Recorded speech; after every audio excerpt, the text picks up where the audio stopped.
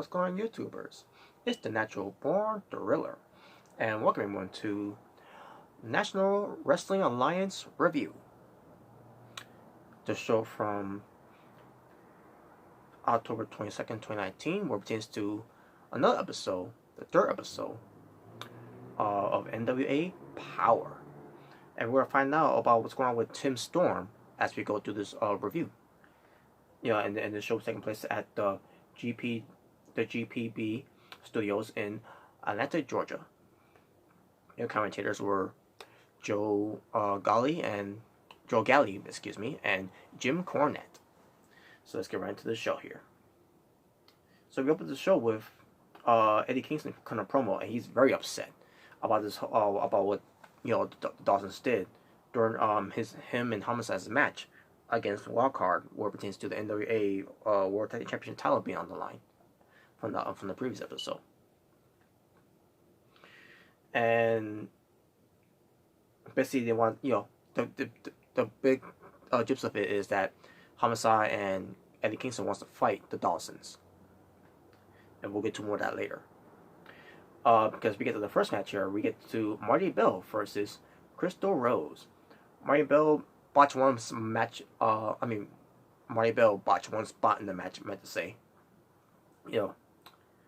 but other than that, matches I thought was pretty good.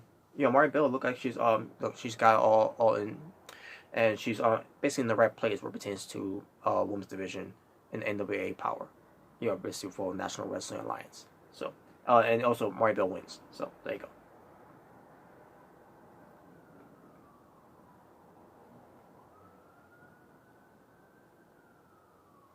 So Marty Bell goes a promo. I'm sorry, not Marty Bell. I was thinking about some other episode that Marty Bell was kind of promo. The Dawsons goes a promo, I meant to say, about why they did what they did and all that, right? And basically they can shut up and because there ain't nothing else that you're gonna do. Basically why they did it because they can. That's basically the gist of it. So they do what they want. The Dawsons, they do what they want. Also, we get a video vignette where it tends to coming soon to NWA Powerrr, which it already happened anyways, of Thunder Rosa. Thunder Rosa, I've seen her work in a couple of indie shows. Not saying live, but representing, so watching clips on YouTube and everything. Also, she was also part of Lucha Underground, which was called Cobra Moon. But basically, she's Thunder Rosa at the end of the day, and seeing her vignette, it was pretty good, nice, well done, and I can't wait to talk more about her once I get to catching up with these NWA Powerrr, for this National Wrestling Alliance review. Aaron Stevens, formerly known as Damian Sandow from WWE, also formerly known as Aaron Rex from Impact Wrestling, TNA, whichever one was called at the time. So he's being interviewed by Joe Galley, and basically he reminds everyone, no eye contact, and basically he talks about talking guys like Tim Storm, the Dawsons.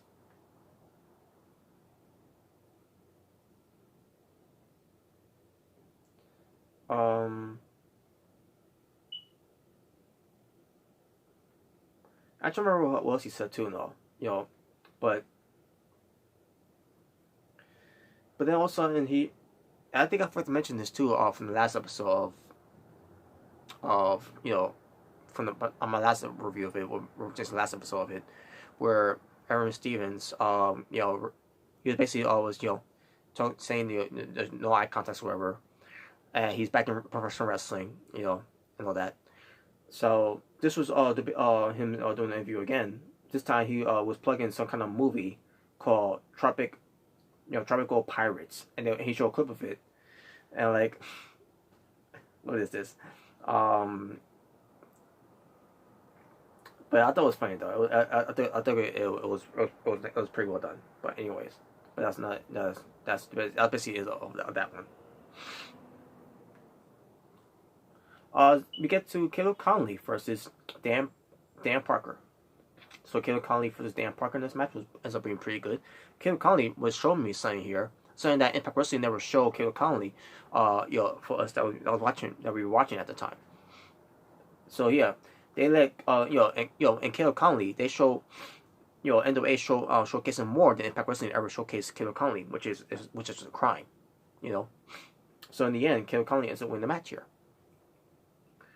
Now we get to what's going on with Tim Storm. What's his future lies in NWA, moving forward with just NWA Powerrr and other shows for NWA, moving forward basically.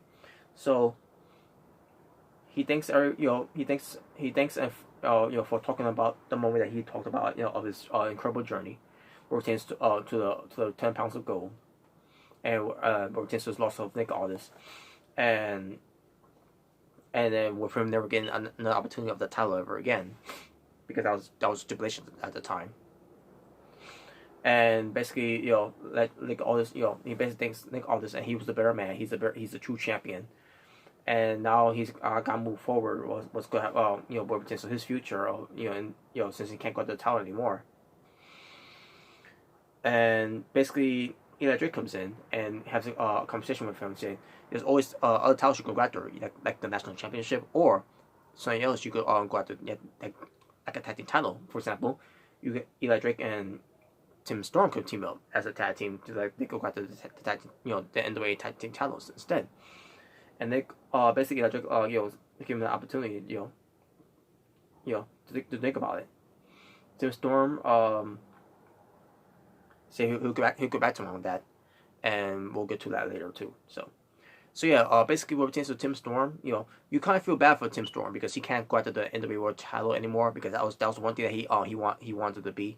And obviously he's been a champion before, where pertains to the 10 pounds of gold, but he wants to be that champ. He wants to be that. That's the only title he wants to go after. He wants to be the man of NWA, and the only way you could be the man is by being the NWA World Heavyweight Champion, like Nick Aldis is. And you kind of feel bad for him that he can't go after that title again. So in a way, he's more representation of Nick, Tim Storm, representation of being a babyface. He's more of a bigger and better babyface. Also representation of having sympathy, having a bigger and better sympathy, and a bigger, better babyface than Seth Rollins is right now.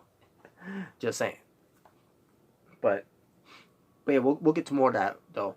But retains of Tim Storm it makes you wonder. Retains of Tim Storm about what his future relies on in National Wrestling Alliance, which in a way is you got to look more into it. But retains of Tim Storm of him and then the moving forward.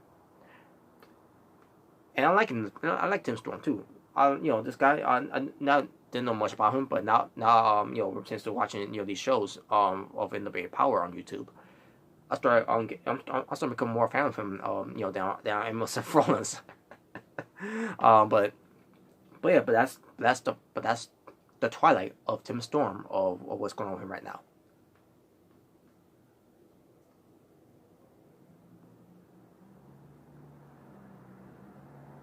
So we get to Nick Aldis being interviewed. And his interview was about him being NWA World Champion, and then the whole thing with Camille, and Nick Aldis was not happy about that whole thing where he's being asked about this whole Camille story this whole Camille issue once again, but also it pertains to Tim Storm about not going to the title ever again and everything, and that's basically it. And basically, Joe Gali he's not gonna let this issue go. He's gonna continue to push this until he gets until he gets to the bottom of this, because that's what his job is. Because Camille has been silent throughout this whole thing ever since the first episode of NWA Powerrr, where it pertains to Camille being clotheslined by Nick Aldis by accident. So yeah, that's going to be something to think about and to see what's going to lead to what pertains to Camille. Will she ever speak? We'll find out. all we could do is is to look at the intro for NWA Powerrr, which is Camille's staring at the camera, that the way she does it, which is still hilarious. So the third match is Eli Drake and Tim Storm agree to team up with Eli Drake to go up against the Dawsons. It ends up being a very good tag team match, but in the end, it was the Dawsons getting the win. And after the match, also we got, I believe, that's when Homicide and Homicide and Eddie Kingston. I'm sorry, his name was drawing a blank on me. I apologize. Eddie Kingston and Homicide start came in there, start beating on the Dawsons, because Dawson was beat up on Tim Storm after the match and everything. Because Eli Drake was outside the ring, by the way. So the fight ends up leaving the studio, where it pertains to Eddie Kingston and Homicide to the Dawsons. Also, we get Nick Aldis coming out to check on Tim Storm, and that's how the show ends. Now I try to remember if there's a segment with Josias, with the whole thing with James Storm. That's also the next episode. But where it pertains to Copacabana. But yeah, I think it was. But we'll see. But anyways, that was so 3 matches happened on NWA Powerrr from October 22nd, 2019. So what pertains to this National Wrestling Alliance review, my overall showing for this show of NWA Powerrr from, again, October 22nd, 2019. Excuse me. I'm gonna go with a 7 out of 10. And with that being said, thank you for watching. For It's Natural Born Driller, saying peace on the streets. But this was your NWA Powerrr results from October 22nd, 2019 for this National Wrestling Alliance review. Until next time, folks, we're this NWA Wrestling Alliance review. I'm out.